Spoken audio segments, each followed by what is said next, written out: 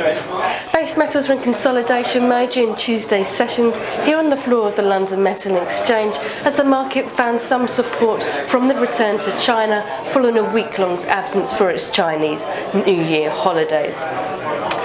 While China was absent, we saw a sell-off in equities and prices also come under pressure, and concerns had been that when China returned that they would beat the prices down lower.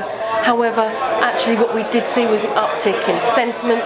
Nickel, which had dropped under $8,000 per tonne, has now changing hands around $8,300 per tonne and finding some support around this level. As well, we've seen an uptick in copper, and the red metal was last changing hands around $4,570, slightly up in the previous day's close. Still, trading conditions do remain thin and fewer than 8,000 lots have changed hands so far. However, market's attention had mainly been focused on aluminium and zinc today. This is due to the fact that we saw large tonnages arriving into LME warehouses.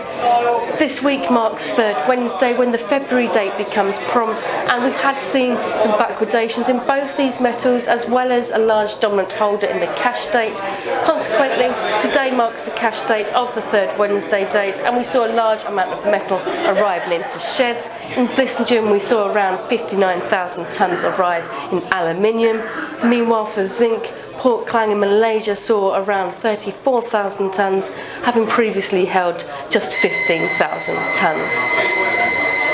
For the rest of the day, the US returns to the market following an absence for President's Day yesterday, so we look to see what direction it takes the market as we head into the afternoon sessions. Stronger oil prices helping to support, so we look to see how currencies and the US react for clearer direction. This is Kathleen Retourne for FastMakets on the floor of the LME.